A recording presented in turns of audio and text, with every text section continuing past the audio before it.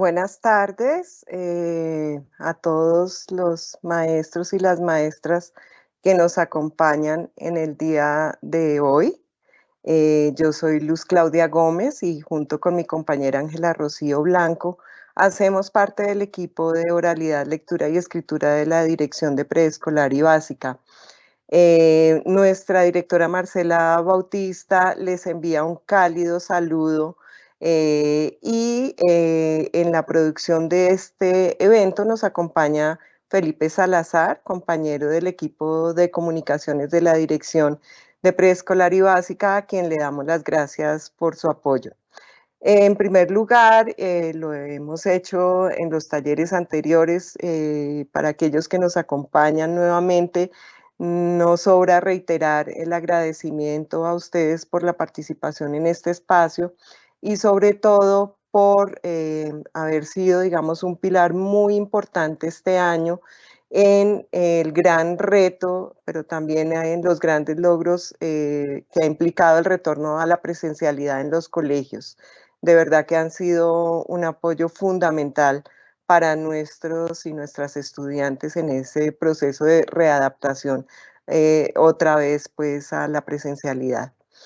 El concurso Leer y Escribir se viene desarrollando en la Dirección de Educación Preescolar y Básica de la Secretaría ya hace bastantes años, desde el 2006. Y a través del concurso pues buscamos que los estudiantes tanto de colegios oficiales como privados, puedan expresar sus sentimientos a través de la escritura, puedan ser ciudadanos críticos, resignificar sus realidades, transformarlas y por supuesto buscamos a través del concurso un acercamiento muy grato a la lectura y a la búsqueda de una escritura creativa como posibilidad para su desarrollo como seres humanos, para su posibilidad como para el desarrollo de sí mismos, de su ser y de otros, pues digamos. Actualmente avanzamos en el proceso del concurso Leer y Escribir 2022-2023, cuya temática es Ven y te cuento que si hay esperanza. Con esta temática, pues precisamente y en el contexto del que estábamos hablando de la vuelta a la presencialidad, esperamos que los estudiantes narren historias cotidianas, que evidencien sus procesos de convivencia, de construcción de paz en sus colegios y sus entornos, y todo esto pues para fomentar una visión positiva de la resolución de dificultades, de conflictos en las dinámicas institucionales que se han dado en esta readaptación a la presencialidad.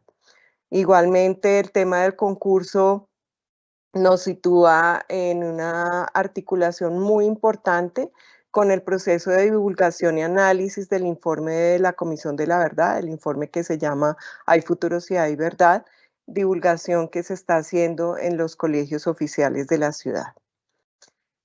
Bueno, el concurso pues siempre implica un proceso, ¿no? Un proceso largo y dentro de este proceso pues hacemos varias actividades que tienen que ver netamente con lo pedagógico y una de estas actividades son los talleres que estamos realizando en este momento con docentes, con ustedes.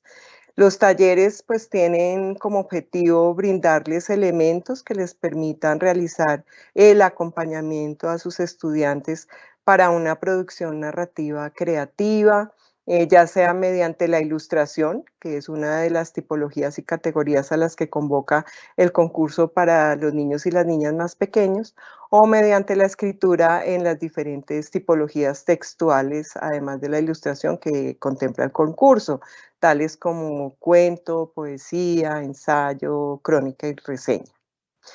Bueno, pues hoy tenemos unos invitados muy especiales para este taller de poesía, y quién mejor que el director de la Casa de Poesía Silva, Pedro Alejandro Gómez, y de Rodolfo Ramírez, que también nos acompaña, que es pedagogo de la casa. Ellos nos van a compartir sus experiencias amorosas con la poesía y algunas claves para acompañar las escrituras las poesías que escriban sus estudiantes. para que mediante el lenguaje poético nos puedan narrar historias esperanzadoras y puedan expresar sus emociones en el marco de la temática de este año del concurso. Entonces, confiamos que a partir de esas poesías sus estudiantes puedan participar en este concurso, pero sobre todo se puedan comunicar y se puedan expresar durante toda la vida. Antes de darle paso a Pedro,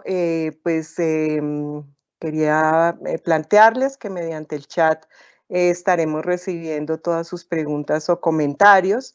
También allí estaremos colocando el link para que por favor ustedes puedan registrar su asistencia y estaremos también brindando algunos elementos de información sobre el concurso. Porque ya pronto iniciamos, por ejemplo, las inscripciones. El periodo de inscripciones va a ser entre el 18 de octubre y el 18 de noviembre, y allí en el chat encontrarán entonces el vínculo de Red Académica en el que pueden encontrar toda la información para que además pues, puedan fomentar la participación de sus estudiantes en el concurso. Bueno, entonces no siendo más, bienvenido Pedro, muchísimas gracias por acompañarnos, bienvenido Rodolfo y pues los dejo entonces en este espacio maravilloso en la compañía de varios docentes, maestras y maestros que ya están presentes.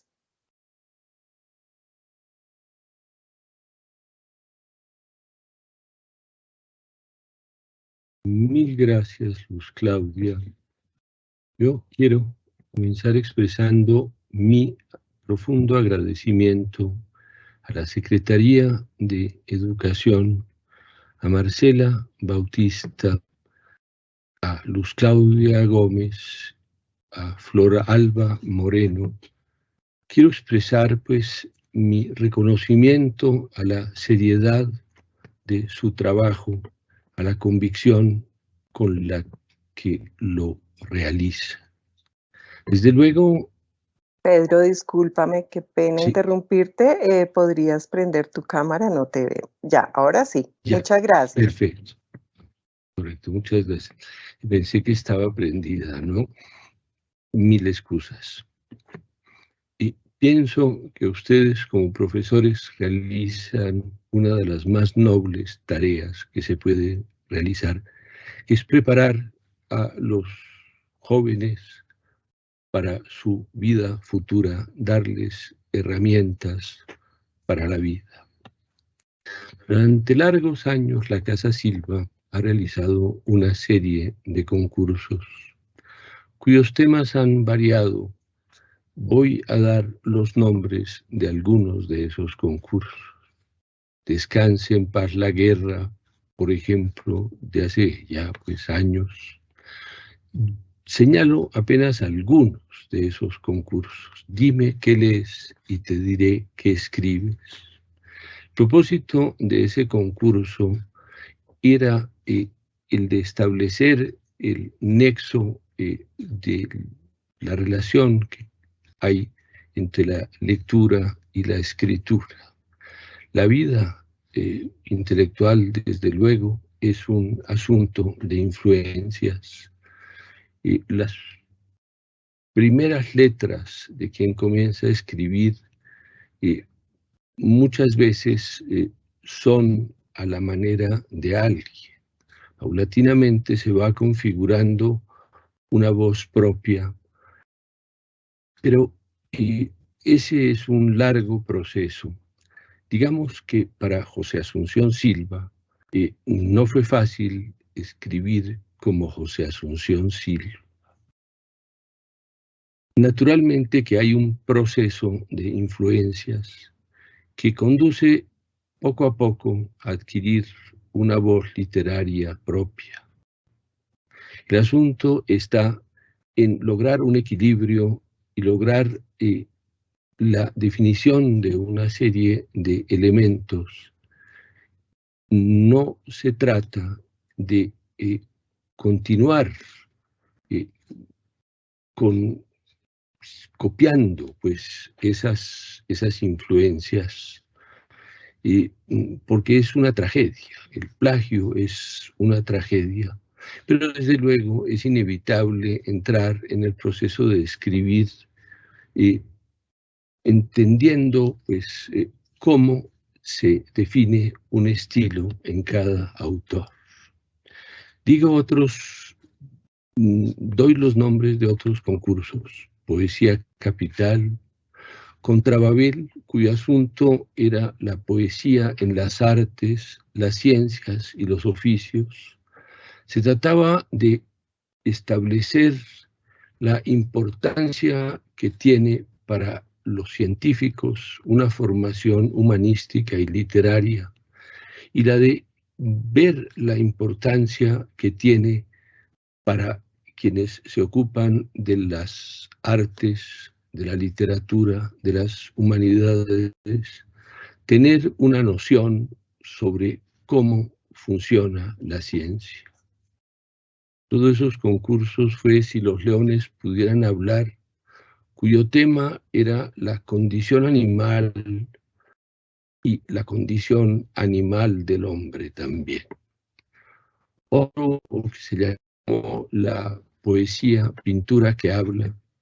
El concurso viene de una línea bella de Simónides de Zeus, que afirmaba que la poesía es pintura que habla y que la pintura es poesía silenciosa. Otro concurso se llamó Decir es mostrar, lo que es literal. Al pronunciar una palabra se muestra eso que nombra. La poesía Viaje Interior es el último concurso que la Casa ha promovido y que en este momento está abierto. Me propongo decir algunas cosas sueltas con el propósito de proponer algunas ideas que pudieran ser de utilidad para los profesores, que quizás puedan contribuir a aproximar a los estudiantes a la literatura y a la poesía. Luego de esas reflexiones, Rodolfo Ramírez Soto hablará sobre una traducción reciente de un libro que en mi caso fue verdaderamente significativo cuando empecé a escribir. Se trata de Las cartas a un joven poeta, de Rainer Maria Rilke. El libro tiene una connotación particular, lo señalo desde ahora. Es una nueva traducción, y es una traducción, la primera pues que yo conozco, que contiene las cartas del joven poeta a Rilke, lo cual para mí ha sido una novedad. Alguien le oí decir hace mucho tiempo que hay 3 clases de profesores: los profesores jóvenes, los profesores maduros y los profesores viejos. Los profesores jóvenes enseñan, decía esa persona, más de lo que saben. Los profesores maduros enseñan eso que saben, pero los mejores profesores son los profesores viejos, porque enseñan menos de lo que saben y invitan a descubrir eso que deliberadamente no dijeron. Invitan de esa manera a la reflexión,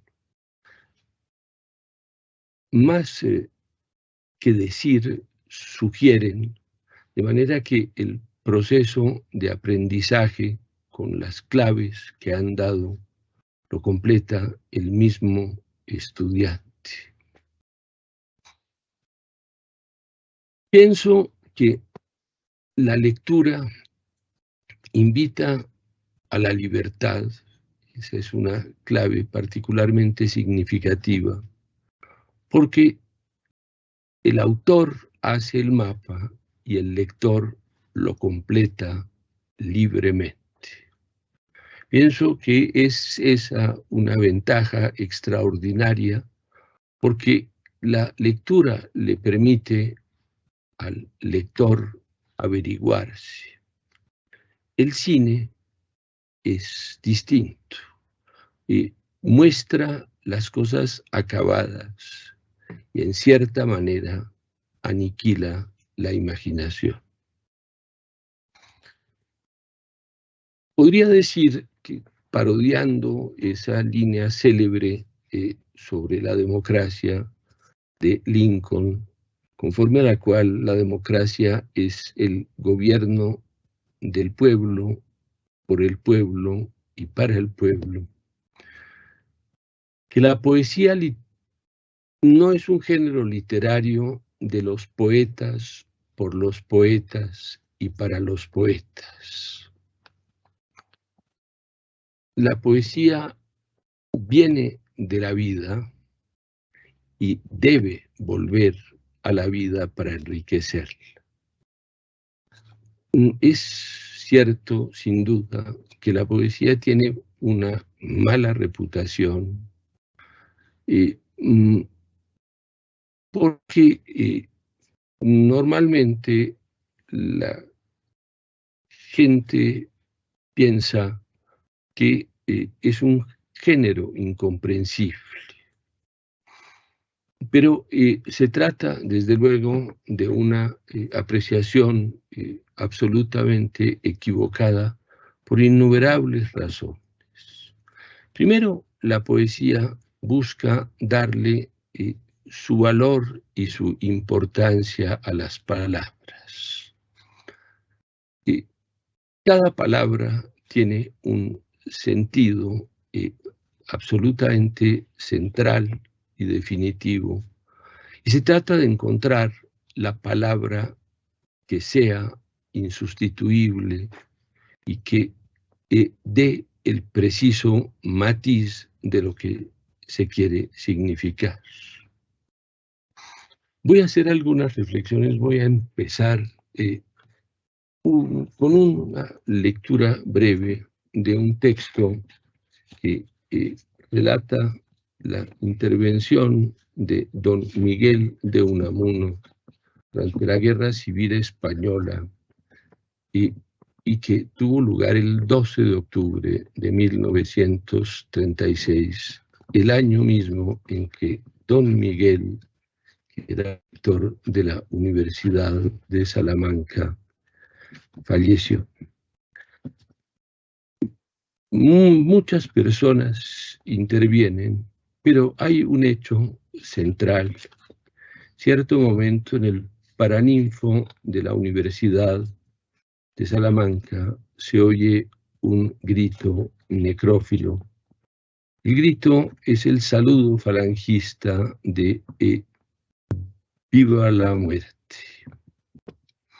En el auditorio está presente el general Millán Astray, un falangista que tiene la particularidad de haber participado en varios combates.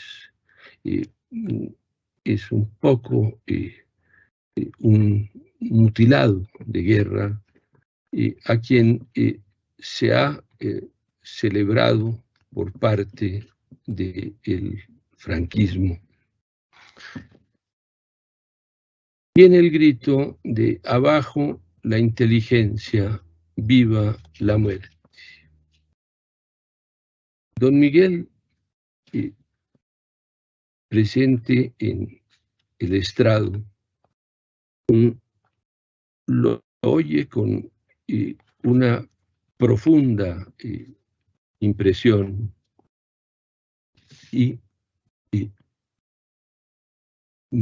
creo que no se ha ido la imagen ni la voz, ¿correcto? Estamos escuchando y viendo bien, Pedro. Perfecto. Gracias.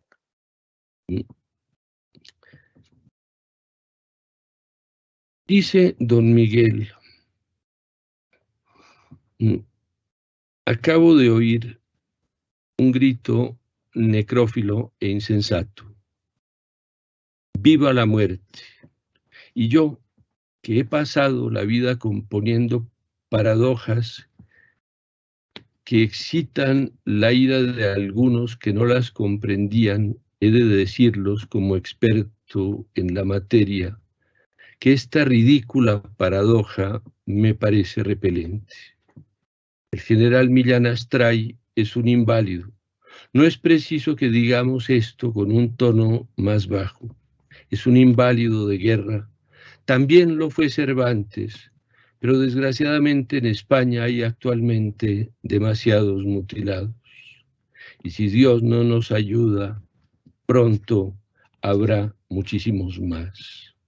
Me atormenta pensar que el general Millán Astray pudiera dictar las normas de la psicología de la masa, un mutilado que carece de la grandeza espiritual de Cervantes. Es de esperar que encuentre un terrible alivio viendo cómo se multiplican los mutilados a su alrededor. Y viene una profunda reacción público y don Miguel interviene nuevamente diciendo, este es el templo de la inteligencia y yo soy su sumo sacerdote. Estáis profanando su sagrado recinto. Y aquí viene la parte central. Venceréis porque tenéis sobrada fuerza bruta, pero no convenceréis. Para convencer hay que persuadir, y para persuadir necesitaríais algo que os falta, razón y derecho en la lucha. Me parece inútil exhortaros a que penséis en España, he dicho. Fue esa la última intervención de don Miguel. Luego, en su diario íntimo, escribió una línea desgarradora. Decía, yo soy fuerte como un roble, a mí solo me matarán las heridas de España. El asunto está siempre en persuadir. Se trata siempre de convencer. Quiero ir a otra línea de un libro que para mí ha sido central. Es El corazón de las tinieblas de Joseph Conrad. En ese libro, Conrad señala, dice en algún momento que la fuerza no es más que una casualidad nacida de la debilidad de los otros.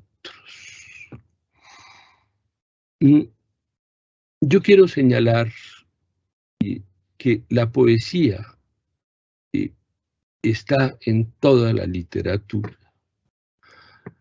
no solamente en el género del poema. Podría anotar, por ejemplo, el comienzo maravilloso de ese corazón de las tinieblas en la traducción de un memorable mexicano que se llama Sergio Pitol. El comienzo del libro es este. Dice el Nelly, un bergantín de considerable tonelaje se inclinó hacia el ancla y luego permaneció inmóvil, sin una sola vibración de las velas. Pero los ejemplos de la poesía en la novela, en el cuento, son innumerables. Voy yo a señalar otro ejemplo. Me refiero al Maestro y Margarita, una novela de un ruso, de Mikhail Bulgakov, que fue escrita en el medio del escenario aterrador del estalinismo. Y hay un episodio que es particularmente bello. Puedo señalar que la novela relata la llegada del diablo a Moscú. Su sentido del humor es prodigioso.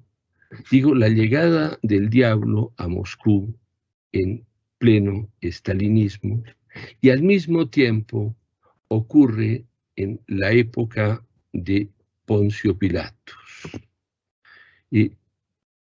Durante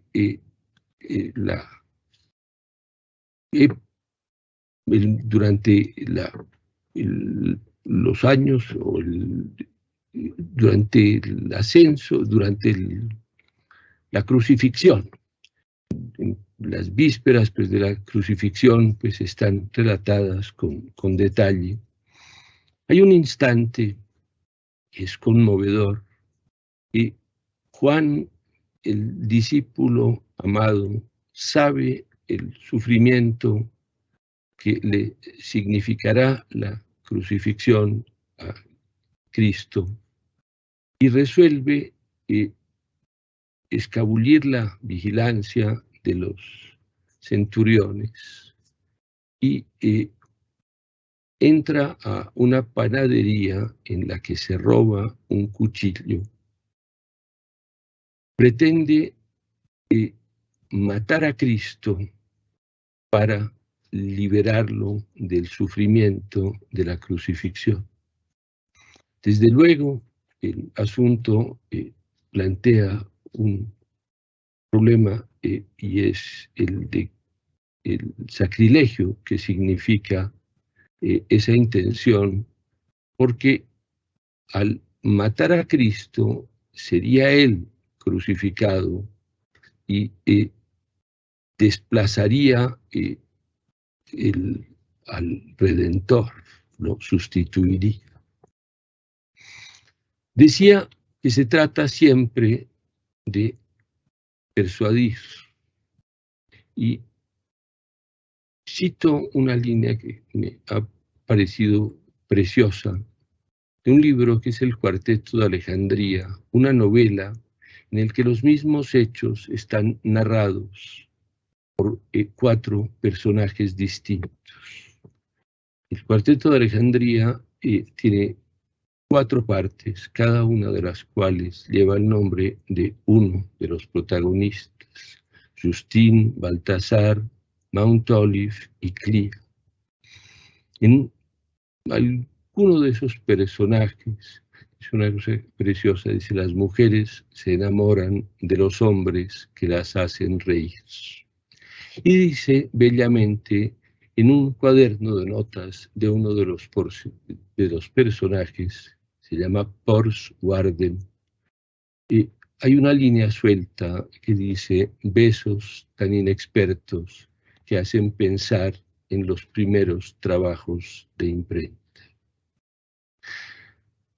El trabajo que ha hecho la Casa Silva desde su comienzo hasta ahora está centrado en una idea que es simple. La poesía y la literatura son herramientas para la vida.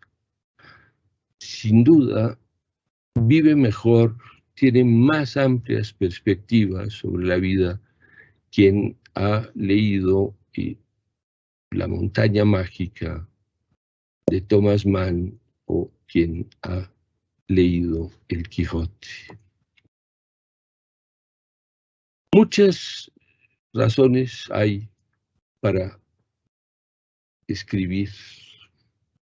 Tal vez la más bella la formuló Borges. Decía: escribo para mí, para mis amigos y para atenuar el curso del tiempo. Escribir sin duda es un acto de exploración, pero un acto de exploración no solamente del mundo, sino de sí mismo. Hace años me interesé en la alquimia luego de haber leído algunos textos de Carl Gustav Jung.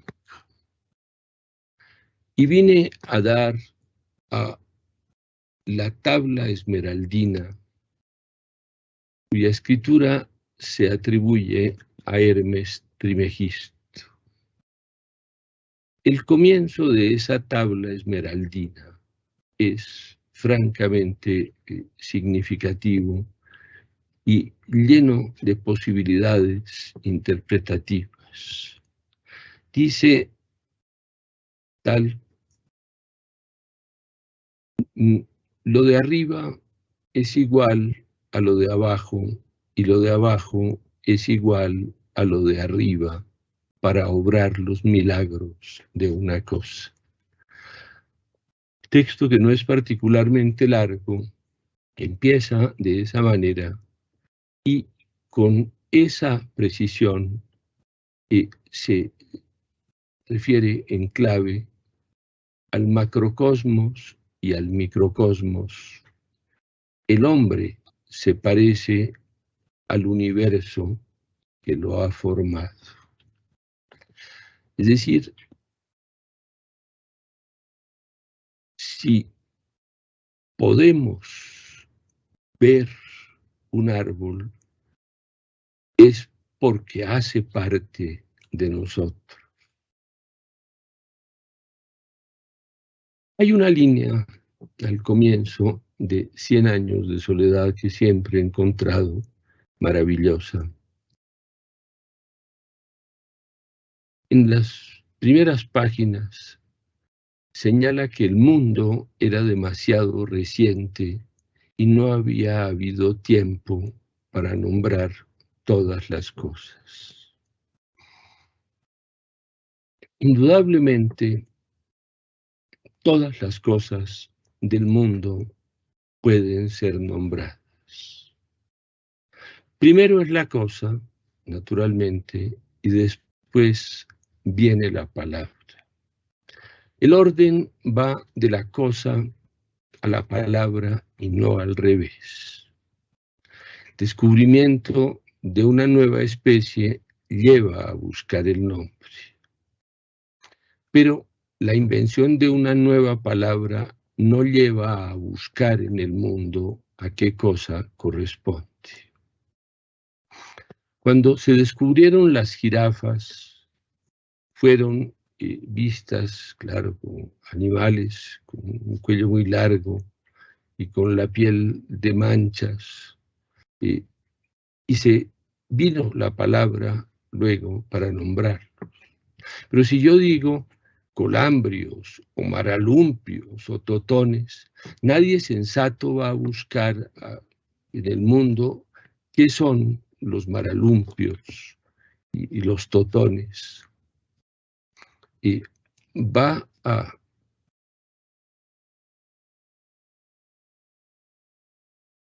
es claro que no es la palabra la que lleva al descubrimiento, sino que la palabra alberga el mundo. Lo voy a decir de otra manera. Heidegger dijo que la palabra es la morada del ser. Y esa es una expresión realmente admirable. Pero esa correspondencia entre las palabras y las cosas tiene un valor particular. Si el orden de las palabras debe reflejar el orden del mundo, es claro que si equivocamos una palabra o si la suprimimos, cambia el curso de las cosas serían de otra manera.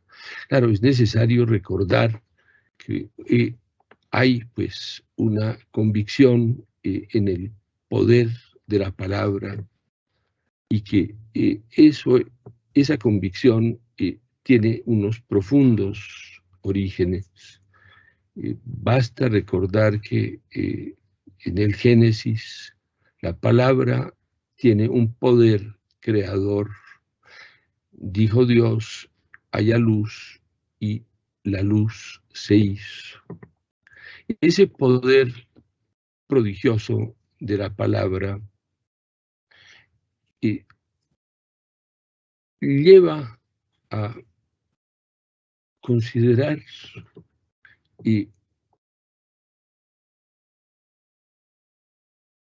una posibilidad que valora el orden en el que se expresan las cosas. Si falta una palabra apropiada, el relato va en una dirección distinta.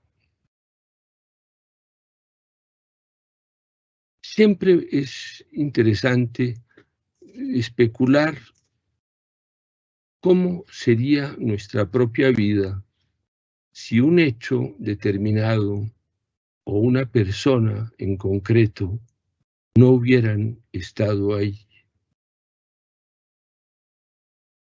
Hay una relación entre la palabra y lo que nombra, una exactitud que es central en la poesía. Voy a acudir a las ideas de algunos naturalistas. Buffon, el Georges-Louis Leclerc, a quien la historia conoce como el conde de Buffon, fue un naturalista francés cuyo libro principal, La historia natural, es un modelo de escritura. Y hay quien ha ponderado la obra de Buffon como si hubiera sido el mayor poeta de Francia. Yo voy a traer una línea de su discurso de ingreso a la Academia Francesa. Decía entonces, escribir bien es a la vez sentir bien, pensar bien y decir bien. Es decir, para decir bien hay que pensar bien y para pensar bien hay que sentir bien. Hay una segunda línea admirable y viene de Darwin. Decía Darwin que no le hace tanto mal a la ciencia una teoría equivocada como una observación equivocada. Es decir, es indispensable aprender a observar desprevenidamente. Hay un relato que es sorprendente. En cierto momento, en uno de sus viajes, Darwin descubre una flor que parece un cáliz muy profundo. Eso le da para conjeturar que hay un pájaro que debe tener, piensa, un pico tan largo que le permita alcanzar el néctar que hay en el fondo de la flor. Posteriormente se descubrió esa especie. Quiero decir con eso que hay una correspondencia absolutamente indispensable entre la palabra y lo que nombra, y ese es uno de los elementos centrales de la poesía. Me refiero a una tercera línea. Goethe dijo, vemos eso que sabemos. Eso es completamente cierto, pero sin duda es de alguna manera una advertencia. Una advertencia que enseña a mirar desprevenidamente para descubrir otras cosas. Voy a poner esas reflexiones en los términos de la poesía. Hay una línea de un libro que para mí ha sido central.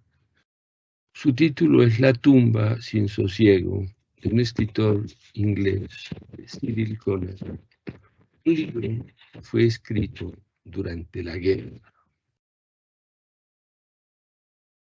Se refiere Connelly a cierta especie de escritores y los refiere hablando de su modo de vida.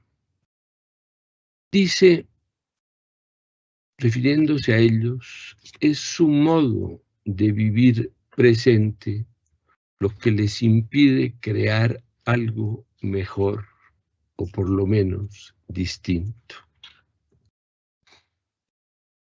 Todo eso podría resumirse o expresarse de una manera muy simple. Alguien decía que una manera de ver es una manera a la vez de no ver. Quiero referirme a la importancia que cada palabra tiene en la poesía. Y voy a contarlo de esta manera. Vine a conocer a Borges cuando vino por última vez a Colombia. Lo recibí en el aeropuerto y comenzó una conversación verdaderamente espléndida. En cierto momento, él citó una línea. Dijo, puñal, joya de la muerte. Y dijo luego, el verso sería distinto si se usara otra palabra. Si dijera puñal, alhaja de la muerte. Es en la palabra joya donde está el sentido profundo y la belleza extraordinaria de esa línea. Entre tantas cosas de esa conversación, en cierto momento me preguntó, dijo, ¿no cree usted que hay una razón eufónica para las cosas? Praga, dijo, no puede ser sino bella justamente porque se llama Praga. Y luego dijo, es más bello el nombre en español que en checo, o en inglés, o en francés.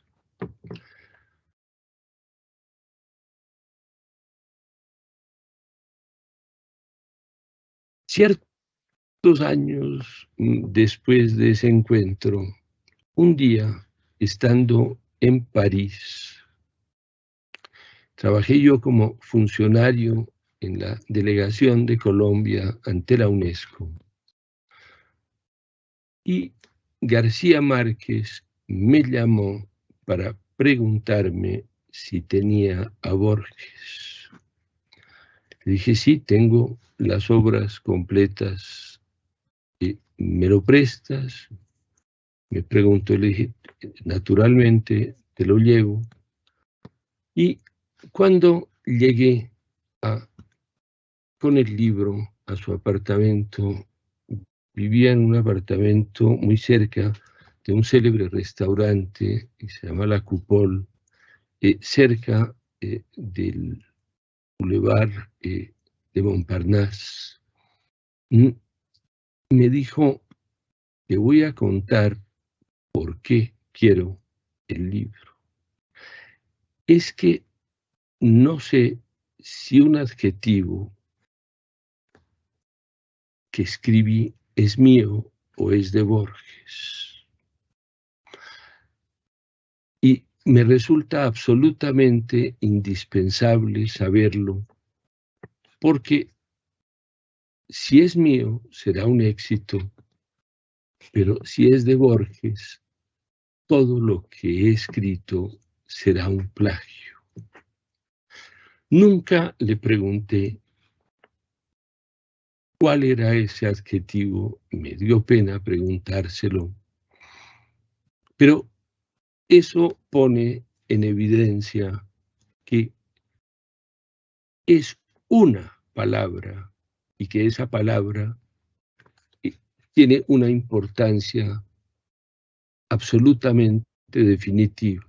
Para el escritor, para el poeta, esa palabra acaba siendo como la creación del mundo, como uno de los elementos de la creación del mundo. Hay un texto que recientemente apareció, la historia de un deicidio.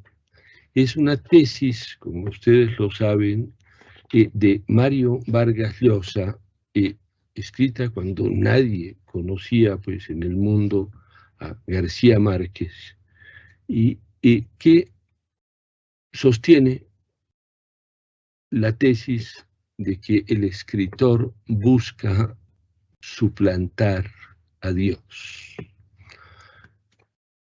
De ahí que la palabra equivocada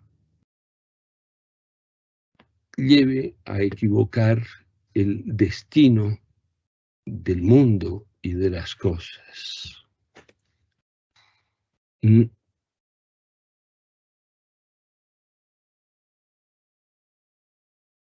Hay otro relato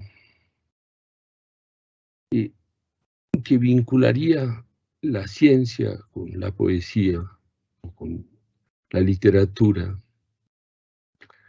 En cierta ocasión le preguntaron a Newton cómo había descubierto la ley de la gravedad y contestó admirablemente diciendo que la había descubierto pensando siempre en él.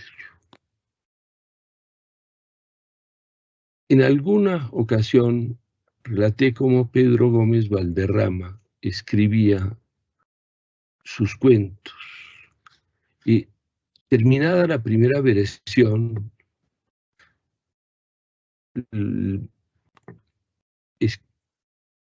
mecanografiaba el texto y lo llevaba siempre en el bolsillo de su saco, con la idea de que una palabra y una línea acabaría por darle la precisión necesaria al texto. Que iban pues apareciendo pájaros, cielos, ciudades, ¿no? Que venían de esa reflexión continua que le permitía vislumbrar el mundo que quería expresar en esos textos.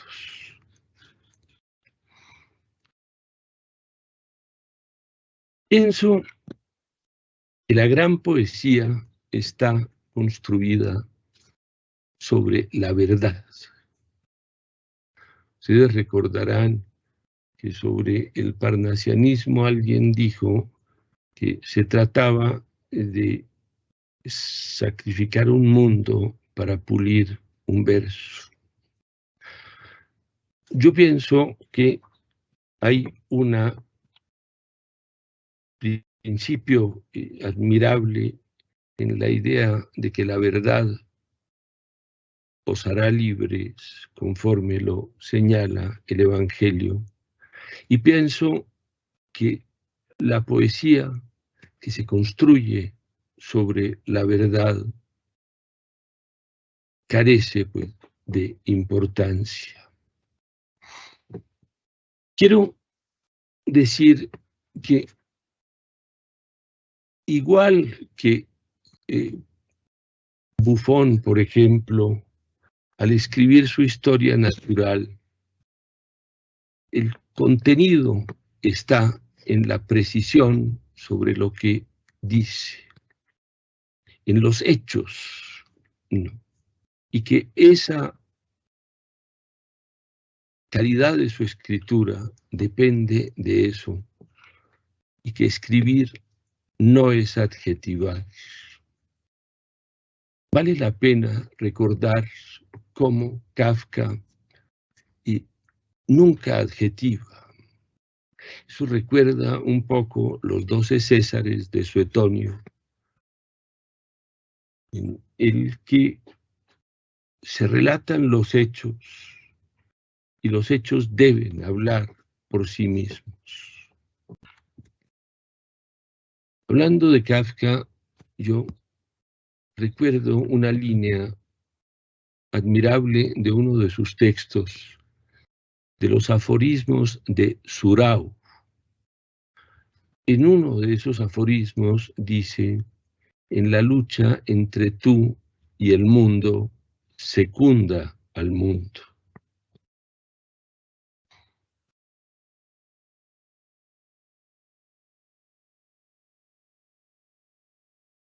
Hay un elemento que encuentro realmente importante y es la distinción entre la imaginación y la fantasía. Esto viene de un texto de Samuel Taylor Coleridge. Él hacía una admirable observación. Decía que la imaginación consiste en encontrar las relaciones que hay en el mundo real y que la fantasía es una condición subalterna que consiste en exagerar alguna de las características de las cosas de la realidad.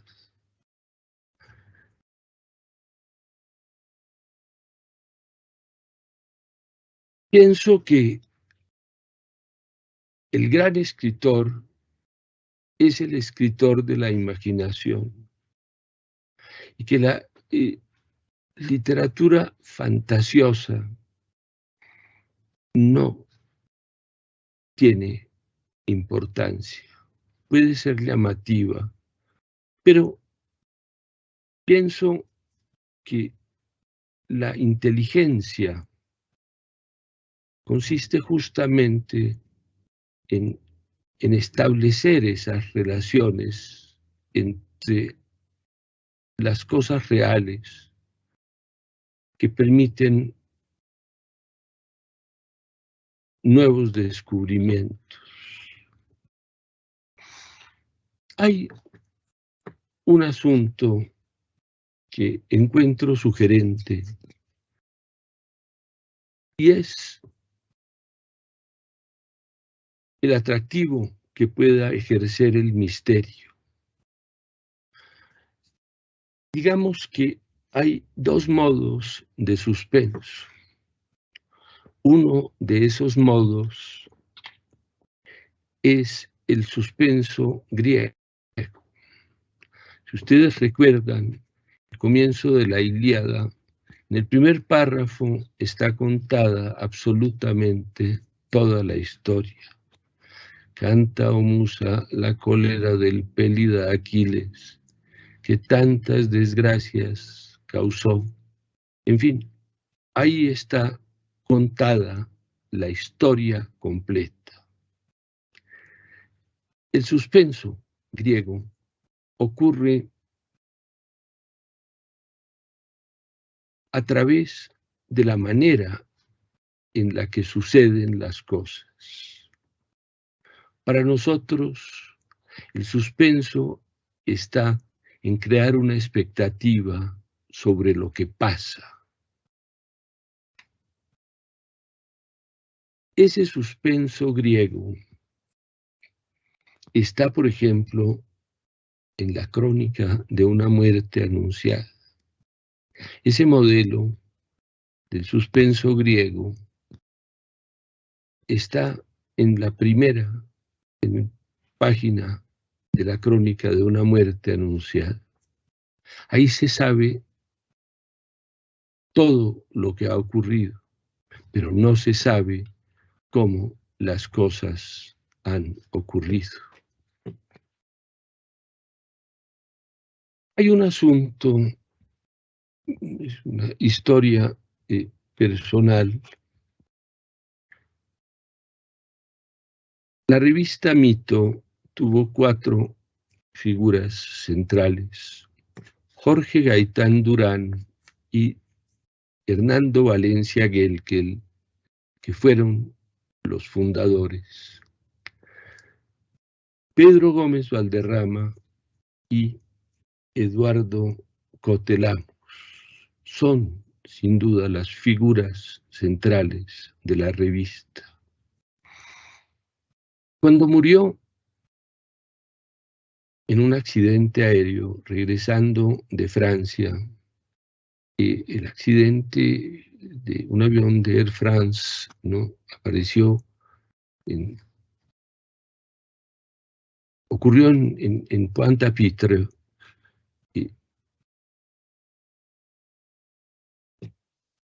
Tuvo la consecuencia de que la revista no siguió adelante. Resolvieron quienes habían participado en la revista terminarla. Pensaron en un número que fuera un homenaje a Jorge Gaitán. Ese número nunca se escribió. Y yo recuerdo de esa época haber oído a mi padre escuchando un disco, era la voz de Jorge Gaitán. El disco apareció después de la muerte de Jorge, y yo oía una lectura misteriosa. No lograba entender con claridad qué era lo que decía. Naturalmente, la muerte de Jorge le produjo una enorme impresión a mi padre, por razón de su amistad, por razón del trabajo, pues, que significó la revista Mito. Mito tuvo 2 directores, Jorge Gaitán Durán y Pedro Gómez Valderrama, mi padre. Años más tarde, leí una línea de Eliot. Eliot decía que la verdadera poesía es capaz de comunicar antes de ser entendida. Hay uno de esos poemas maravillosos de Jorge Gaitán que está en ese disco que publicó la HJCK. Desde luego no entendía yo su alcance siendo un niño, pero luego lo aprendí de memoria y encuentro que es uno de los textos admirables de la poesía.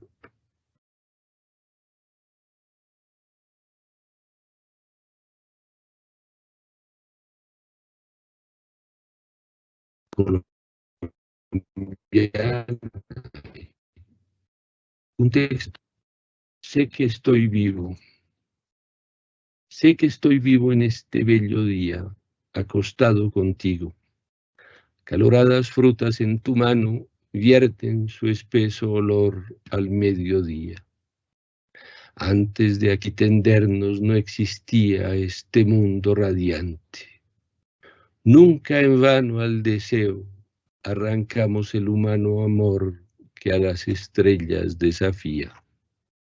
Hacia el azul del mar, oro desnudo, vuelvo a ti como al sol, en ti me anudo. Nazco en el esplendor de conocerte, siento el sudor ligero de la siesta, bebemos vino rojo. Esta es la fiesta en que más recordamos a la muerte.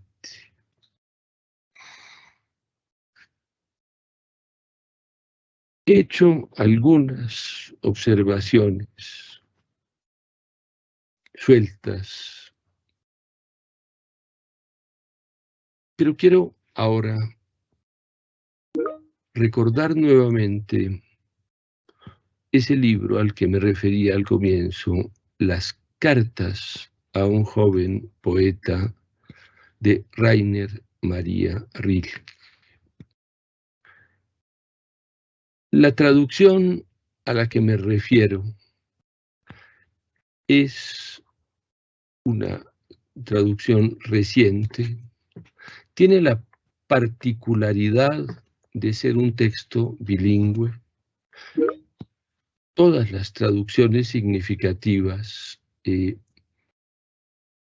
se atreven a publicar el texto a dos columnas, la versión original y la versión traducida. Para mí ese texto fue verdaderamente importante. En una de esas cartas, Rilke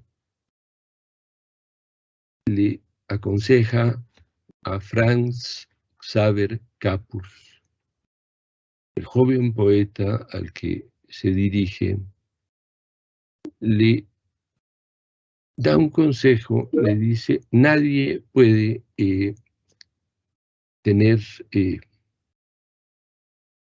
una fórmula para escribir. Escribir es un acto en la soledad.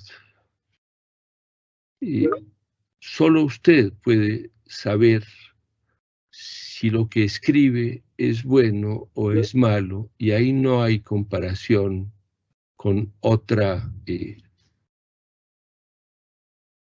con la obra de otra persona. Y le dice: mire, la soledad debe usted hacer de la soledad una morada. El libro es realmente, la edición a la que me refiero acaba de aparecer, y le he pedido a Rodolfo Ramírez Soto que me acompañe para hablar, así sea brevemente, sobre esas cartas. Pienso que la traducción es realmente magnífica y, es decir, si se tiene en cuenta que en el horizonte de los traductores en Colombia hay algunos que tienen el mérito extraordinario de llevar a cabo o de ejecutar traducciones sin conocer el idioma. Yo quiero reiterar mi agradecimiento por la invitación, invitar a Rodolfo Ramírez a que hable brevemente sobre esas cartas. Muchas gracias.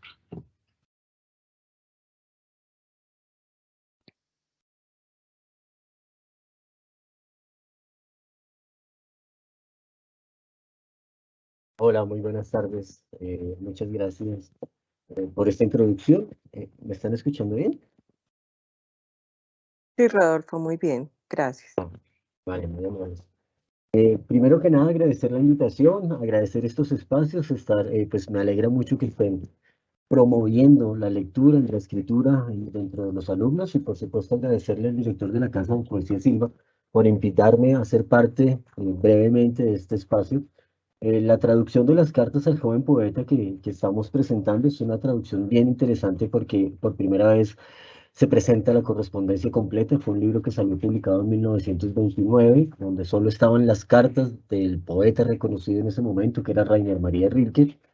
Y pasa mucho tiempo, de hecho hasta apenas el 2019 es que en alemán se publica ese libro con la correspondencia completa, tanto las del poeta como las del aspirante a poeta. Después en el 2020 el libro es publicado en inglés y en el 2021 llegamos nosotros a hacer la traducción por primera vez al español de la correspondencia completa. Y es pertinente para la charla que estamos teniendo aquí porque justamente lo que hablan alrededor, todo el tiempo lo que hablan alrededor en este libro es justamente al respecto de qué debo hacer o cuáles son los elementos que yo debo tener en cuenta para lograr o para llegar a ser un escritor. ¿Cómo hago yo para lograr escribir un poema? ¿Cuáles son los puntos que tengo en cuenta para poder llegar a ser un poeta? Por supuesto, primero logrando escribir un buen poema. Y entonces, dentro de todas las respuestas que le va a dar Rilke a Capus, que tienen que ver con muchos aspectos fundamentales de la vida, la sensibilidad, como bien lo mencionaba ahora el director de la Casa de Poesía Silva, Pedro Alejo Gómez, nos decía, la exploración de sí mismo, el ejercicio literario y particularmente el ejercicio de la poesía es un ejercicio de exploración y de autoconocimiento. Entonces, le va a proponer 3 puntos fundamentales para que trabaje y que por supuesto los pueden ustedes trabajar con sus alumnos, mis queridos profesores, que son, primero que nada, el entorno cotidiano. Es decir, cómo siente el entorno cotidiano, cómo lo percibe, a qué le huele, cómo lo ve, cómo lo siente. Así que ustedes pueden plantear a partir de estas cartas y este consejo que dan en las cartas, pues ejercicios que sean de salir y aproximarse al entorno, salir a mirar los árboles, salir a oler el entorno del colegio, salir a tratar de percibir los sonidos particulares del colegio y a partir de esos sonidos empezar a generar textos en principio literarios y más adelante enfocarlos en la poesía. Luego dice Capus le llega y le pregunta, bueno, ¿y si yo no pudiera estar en contacto con mi entorno cotidiano por alguna razón? Supongamos, dice Capus, que me encarcelaran, que estuviera yo preso. Entonces allí, ¿qué podría ser? Y esta pregunta, curiosamente, con el paso de los años se nos va a convertir en una realidad a todos, porque finalmente vino la pandemia y la pandemia lo que hizo fue justamente meternos a todos en unas habitaciones que parecíamos todos como si estuviéramos encarcelados. Y allí le dice Rilke, entonces no se preocupe, si usted no puede entrar en contacto con su entorno, usted también puede trabajar la poesía y acercarse a la literatura a través de la memoria. Recuerde, todos tenemos una serie de recuerdos supremamente vívidos, supremamente metidos en nuestra memoria de la infancia. La infancia es el primer momento en el que sentimos el mundo y lo sentimos con plena intensidad. Es en la infancia cuando nosotros nos damos las respuestas que nos importan a nosotros del mundo mismo. Entonces, trabaje sobre sus recuerdos. Y para el caso fundamental de traerlo aquí, entonces sería tratar de primero plasmar un recuerdo con los muchachos, trabajar un recuerdo con los muchachos, y a partir de cada uno de esos recuerdos que los muchachos lleven al salón, encontrar los elementos literarios para convertir eso en un texto poético particularmente, que es lo que nos interesa. Y dicen finalmente, y si usted no tuviera recuerdos, pues también tiene sus sueños. Usted puede trabajar desde los sueños. El mundo onírico es el mundo que nos permite relacionar las cosas de maneras nuevas. Y la literatura es justamente eso. La literatura, va a decir que es una manera nueva de percibir y de apreciar las cosas. Y lo que hace el poeta a través del poema es acercarnos a esa percepción nueva y novedosa de los poemas. Entonces, ¿a través de qué? A través de las imágenes poéticas, a través de la musicalidad de los poemas. Yo quiero rápidamente mostrarles 2 ejemplos de cómo hemos trabajado nosotros la poesía con los muchachos a partir justamente de esto, de el entorno, la memoria y los sueños. Y a partir también de algo que va a ser fundamental porque el ejercicio literario, pues para que podamos desarrollar un texto literario, nosotros necesitamos nosotros, y cuando digo nosotros me refiero a nosotros los docentes, pero también nosotros los seres humanos, necesitamos dos cosas fundamentales, trabajar en dos cosas fundamentales, en nosotros y en nuestros alumnos. Una es la imaginación y la otra es la sensibilidad con el entorno, que es la que despierta la creación. Entonces, para trabajar la sensibilidad con el entorno, lo que nosotros hicimos fue un ejercicio muy sencillo, muy interesante, porque es simple y llanamente partir de un poema, en este caso siguiéndolo la recomendación de Rilke de trabajar sobre el entorno. Entonces, el entorno hay que volverlo imágenes poéticas, y las imágenes poéticas se logran a partir de relacionar siempre dos palabras. Entonces, simplemente nosotros tenemos que relacionar dos palabras y a través de esas palabras mostrar un nuevo elemento. Y nosotros partimos, arrancando de esta recomendación de Enrique, partimos de un poema de Luis Vidales que habla sobre el teléfono y que nos dice que el teléfono es un pulpo que cae sobre la ciudad. Y a partir de esta imagen del teléfono como un pulpo, entonces le hacemos caer en cuenta a los muchachos de las dos palabras que se relacionan en esta línea versal. Dice, el teléfono es un pulpo que cae sobre la ciudad. Entonces, ¿cuáles son las dos palabras que se relacionan en la línea? Teléfono y pulpo. Así que lo que hicimos fue un ejercicio supremamente divertido, de que los muchachos apenas yo les pregunto sobre un electrodoméstico, ellos tienen que contestarme cuál es el electrodoméstico que tienen en la cabeza y lo colocan en una hoja de papel. Luego escriben y luego yo les pregunto, bueno, y ahora piensen en un animal, ¿cuál es el animal en el que están pensando? Y entonces ellos escriben en esa hoja de papel también el animal. Y luego entonces miramos cuál es la pareja que se ha formado. Y se han formado pues parejas muy, muy, muy particulares. Y entonces yo quiero, todo esto a partir justamente de los ejercicios de Rilke, entonces quiero aprovechar para compartirles estos resultados de ejercicios que nosotros hemos tenido a lo largo de esta experiencia. ¿Me confirman, por favor, si están viendo la pantalla? Sí, sí la estamos viendo, gracias. Un poquito pequeño, Un poquito Rodolfo, pero sí pequeño, se vamos ve. a ver si lo podemos agrandar, creo que es acá, un poco ahí, listo. Entonces, miren es un texto ya les digo, Juan Felipe, de Juan Felipe Jaramillo, que lo tituló La ballena de vapor. ¿Y cuáles creen ustedes que fueron los elementos que surgieron en este momento del ejercicio? Pues una plancha eléctrica y una ballena. Fueron los dos, el electrodoméstico y el animal en el que él pensó. Y a partir de eso, entonces empieza todo el ejercicio de creación y llega a este poema. La ballena de vapor. Sobre una corriente de arrugas, emprende el viaje por la manga, en busca de telas y costuras más cálidas que la cojan. 5 rémoras, contando el pulgar, la acompañan. Esquiva los botones flotantes que se agolpan para verla pasar. Ella les regala un chorro de vapor. A veces, una canción que viene de arriba confunde su canto, la desorienta y encalla en una mesa de planchar. Este es solo uno de los ejemplos que les quería mostrar. El otro, para rápidamente abordarlo, es justamente con el nocturno de José Afonso Silva. Nosotros describimos los 5 puntos fundamentales que debe tener todo nocturno. Los puntos fundamentales que debe tener todo nocturno, se los voy a pasar en este momento. Los tienen ustedes aquí en pantalla. Las características fundamentales de todo nocturno, entonces nosotros leemos el nocturno de José Asunción Silva, trabajamos con este nocturno, pero no olviden que todo esto fue justamente inspirado en lo que Rilke le recomendaba a Capus. Y entonces las características de todo nocturno son las que ustedes ven allí. Se las vamos explicando a los muchachos. Entonces, lo primero es que el texto tiene una presencia masiva de la noche.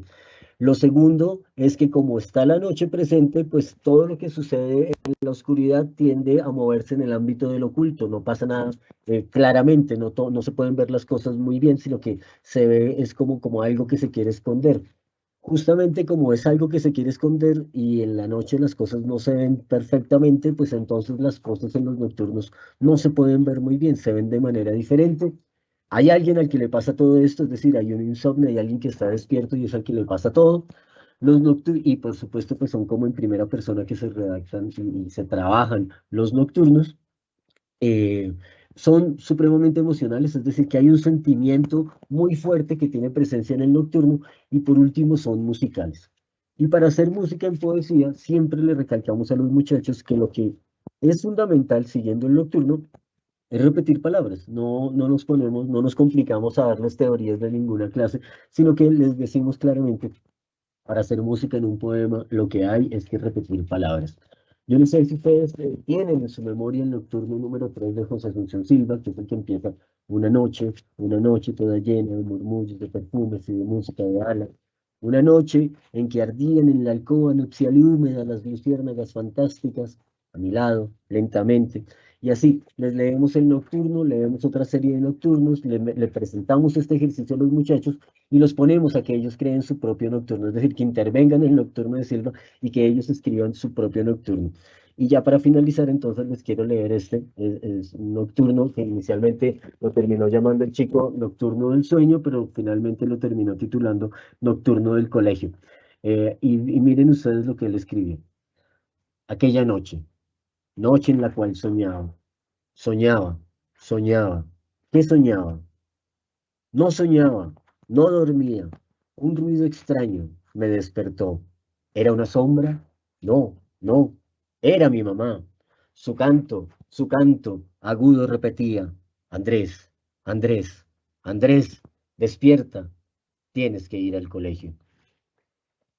Como ustedes ven, estos textos lo que nos permiten entender es que justamente los chicos se pueden apropiar de la poesía, pueden expresarse a través de ella y pueden hablar de elementos de su cotidianidad, como lo que nos decía Rick. Aquí justamente, ¿qué es lo que nos está diciendo el chico?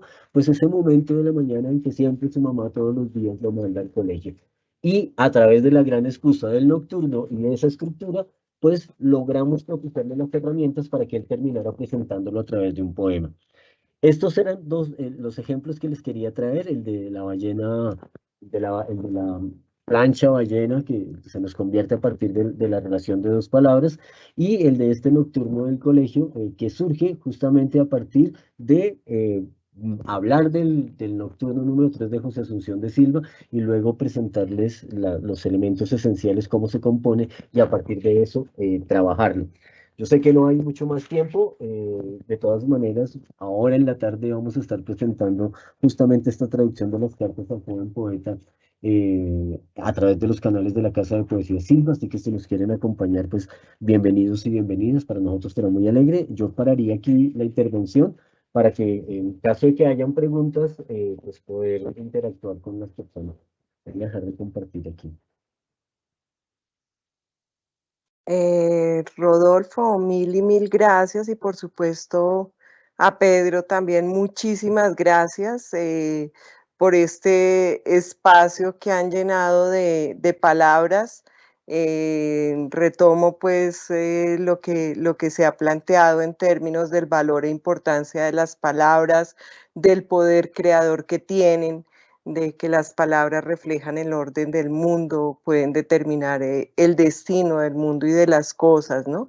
Entonces, agradeciendo de verdad que hayan llenado este espacio de palabras tan importantes alrededor del tema que nos convoca, pues quería leer un comentario primero que se hizo en el chat cuando Pedro estaba haciendo su exposición y dice, me encanta la forma de hablar del profesor, su oralidad inspira para crear, gracias por este espacio. Y una pregunta concreta que se planteó en el chat y es, ¿qué elementos consideras pertinentes para comenzar a trabajar la poesía con niños y niñas? Digamos que ya se han brindado varios elementos y Rodolfo, además de todos los elementos tan importantes que planteó Pedro, pues también nos da ejemplos concretos, ¿no? De cómo trabajar con los niños y las niñas en el aula. Pero entonces quisiera saber si hay algunos elementos más que puedan aportar para lo que plantea nuestro docente en términos del trabajo que se puede hacer en poesía con niños y niñas. ¿Cómo comenzar ese trabajo? Pues los idiomas distintos son músicas distintas. Y yo pienso que esa musicalidad del idioma es una herramienta decisiva para atraer a los niños. La sonoridad del idioma es una herramienta para la memoria. Quien tiene un sentido musical abre las puertas de la memoria. Hoy se ha desestimado, o en cierto momento llegó a desestimarse el uso de la memoria. Yo pienso que es una equivocación realmente muy grande. No se trata de aprender de memoria, sino de ejercitar las facultades de la memoria, ¿no? Porque, a ver, hay una línea en la comedia, tal vez, o en la vida nueva de Dante, en la comedia, señala cómo para hacer ciencia hay que retener lo aprendido. Ahora, las imágenes atractivas, el caso de Pombo, pues, de Rafael Pombo es absolutamente elocuente, son una manera de despertar la imaginación y una herramienta verdaderamente inagotable, ¿no?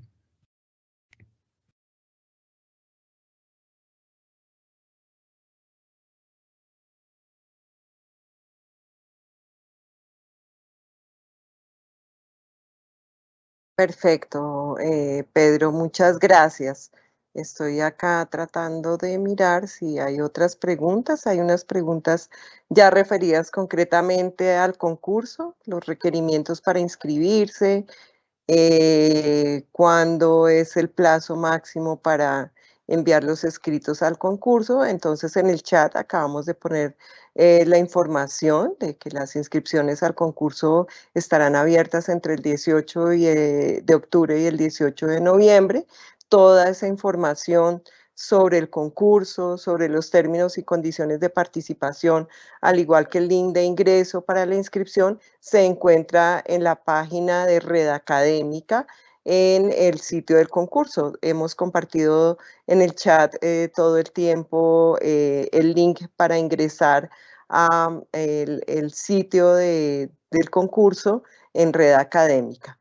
Creo que entonces podemos cerrar este espacio, por supuesto, dando las gracias infinitas a Pedro y a Rodolfo por habernos acompañado. Es de verdad muy bello todo lo que se ha planteado, cómo nos invitan a que a través de la lectura, de la literatura y en concreto desde la poesía, accedamos a la libertad, ¿no? Aquello que, como lo decía Pedro, nos permite averiguarnos, ¿no? Y la literatura y la poesía, como también él lo planteaba, son herramientas para la vida. Y la poesía viene de la vida y debe volver a la vida para enriquecerla. Entonces, nos toca cerrar este espacio para volver a la vida y seguir enriqueciendo pues todos esos elementos que hacen posible que mediante la palabra obtengamos poder.